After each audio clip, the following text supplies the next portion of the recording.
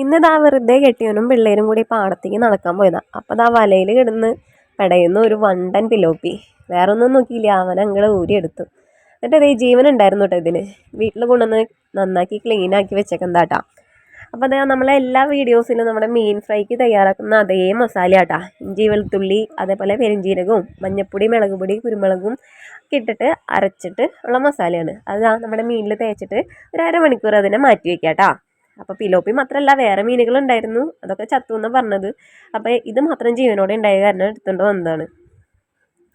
പിന്നെ ദാ അങ്ങനെ അരമണിക്കൂറിന് ശേഷം എന്തേ നമ്മൾ പാത്രത്തിൽ ഓയിലോ വെളിച്ചെണ്ണയോ എന്ത് വേണേലും എടുക്കാട്ടോ.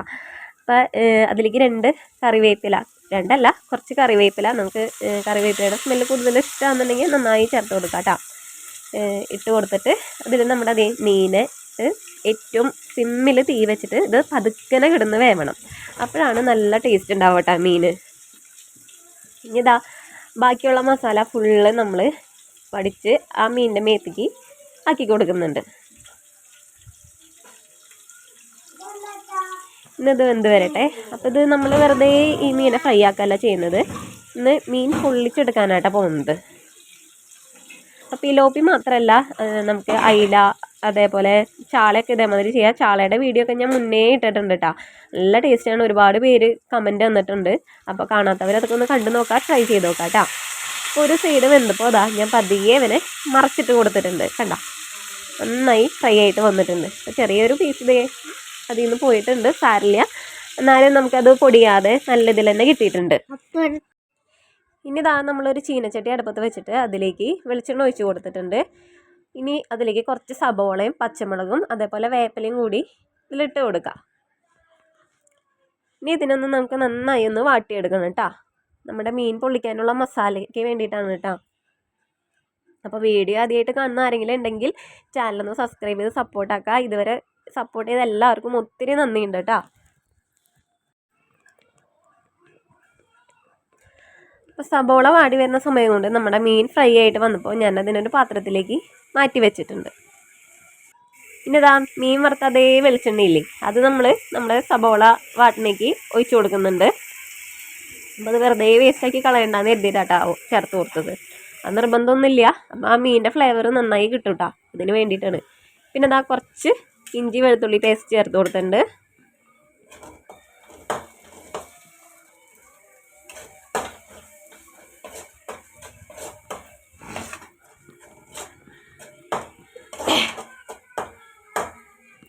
ഇനി നെക്സ്റ്റ് നമുക്ക് നമ്മുടെ വാഴയില വേണ്ടേ മീൻ പൊള്ളിച്ചെടുക്കാനായിട്ട്.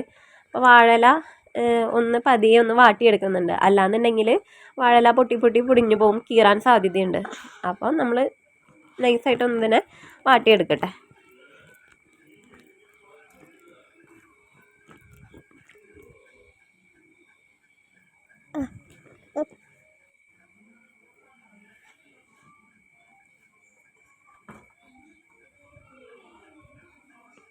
ഞങ്ങളിടയ്ക്ക് ചൂണ്ടയിടാനൊക്കെ പോകാറുണ്ട് കേട്ടോ. ചൂണ്ടയിടാൻ പോകുമ്പോഴും പിലോപ്പി കിട്ടിക്കഴിഞ്ഞാൽ പിലോപ്പിനെ പൊള്ളിക്കാനാണ് എപ്പോഴും ഹസ്ബൻഡ് പറയാറ് കേട്ടോ.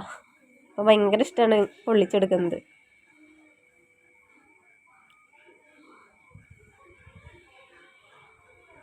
അങ്ങനെ നമ്മുടെ വാഴലേനെ വാട്ടിയിട്ട് നമുക്ക് മാറ്റി വയ്ക്കാം. അപ്പോഴേക്കും നമ്മുടെ മസാല എന്തായെന്ന് നോക്കാം.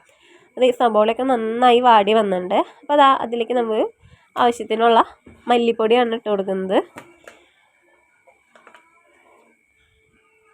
അതേപോലെ തന്നെ കുറച്ച് മഞ്ഞൾപ്പൊടി. ഇനി അതിൻ്റെ ഒരു റോസ് സ്മെല്ലൊന്ന് മാറി വരുന്നത് വരെ നമുക്ക് വഴറ്റാം. അങ്ങനെ മല്ലിയും മഞ്ഞളൊക്കെ ഒന്ന് നന്നായി മൂത്ത് വന്നപ്പോൾ അതിലേക്ക് എരിവിന് ആവശ്യമായിട്ടുള്ള മുളക് പൊടിയാണ് നമ്മൾ ചേർത്ത് കൊടുക്കുന്നത്.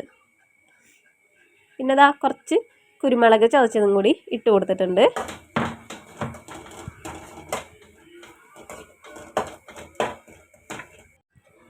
ഇനി ഇതാ ഇതിലേക്ക് നമുക്കൊരു തക്കാളീനെ ചെറുതായി കട്ടാക്കിയിട്ട് കൊടുക്കാം.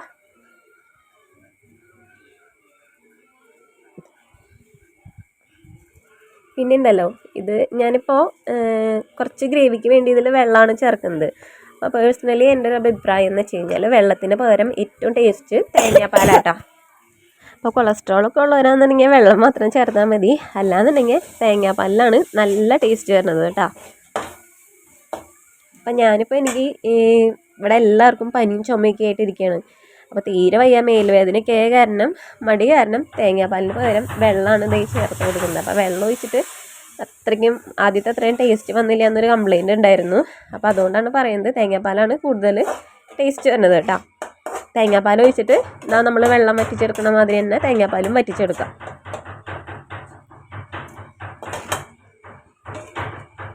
ഇനി ആ തക്കാളിയൊക്കെ ഒന്ന് ഉടഞ്ഞു വരട്ടെ, അതുവരെ നമുക്ക് മൂടി വയ്ക്കാം.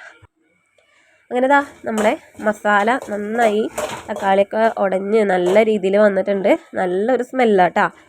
നമ്മുടെ ഇലയിലേക്ക് വാട്ടി വെച്ച ഇലയില്ലേ അതിലേക്ക് മസാല ആദ്യം കുറച്ചിട്ട് കൊടുക്കുക.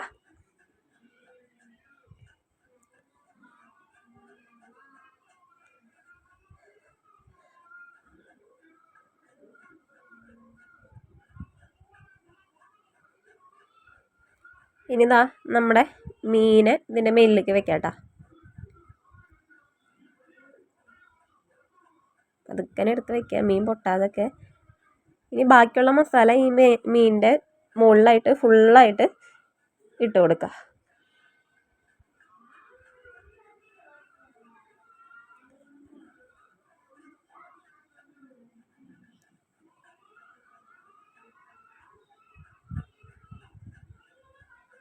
കണ്ടോ, മസാലയൊക്കെ നന്നായി ഉണ്ട്.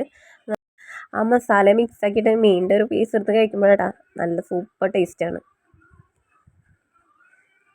ഇനി നമുക്ക് വേറൊരു ഇലയും കൂടി ഇതിൻ്റെ മുകളിൽ വെച്ചിട്ട് ഇതിനെ പൊതിഞ്ഞെടുക്കുക. അപ്പം ഞാൻ കുറച്ച് മല്ലിയില വെച്ച് കൊടുക്കുന്നുണ്ട്. അപ്പം മല്ലിയിലയ്ക്ക് പകരം വേപ്പില വേണമെങ്കിൽ വേപ്പില വെച്ച് കൊടുക്കുക. അപ്പം ഞാൻ കുറച്ച് 2 കഷ്ണം മല്ലിയിലാണ് അതിൻ്റെ മുകളിൽ വെച്ച് കൊടുത്തേക്കുന്നത് കേട്ടോ. അപ്പോൾ ഈ പൊതിയുന്ന വീഡിയോ ഒന്നും നമുക്ക് എടുക്കാൻ പറ്റിയില്ല, കാരണം ആ സമയത്ത് കുഞ്ഞാറ്റ ഫോൺ എടുത്തിട്ട് പോയി, ഇവിടെ അടിപിടിയായിരുന്നു. അപ്പോൾ എനിക്കത്ര പെർഫെക്റ്റ് ആയിട്ട് അത് പൊതിയാനൊന്നും അറിയില്ല. ഒരു അഡ്ജസ്റ്റ്മെൻറ്റിലൊക്കെ ഞാൻ പൊതിഞ്ഞ്. അപ്പോൾ വൈകുന്നേരം ആയ കാരണം വാഴഞ്ഞാറ് കിട്ടാത്ത കാരണം ചാക്ക് ചിരട് വെച്ചിട്ടാണ് അഡ്ജസ്റ്റ് ചെയ്തേക്കുന്നത്. അപ്പോൾ ഞാൻ എന്നിട്ട് നമ്മൾ മീൻ വറുത്ത പാനില്ലേ അതിൽ തന്നെ ഒരു 10-15 മിനിറ്റ് തിരിച്ച് മറിച്ചിട്ട് ലോ ഫ്ലെയിമിൽ വെച്ച് വേവിച്ചെടുക്കാം കേട്ടോ. അപ്പോൾ പകുതി വീഡിയോ ഒക്കെ നമുക്ക് മിസ്സായി പോയിട്ടുണ്ട്, കുഞ്ഞാറ്റ ഫോൺ തരാത്ത കാരണം. അപ്പോൾ അത്രേ ഉള്ളൂ. ഫൈനൽ ലുക്ക് ഇങ്ങനെയാണ്. എല്ലാവരും ഒന്ന്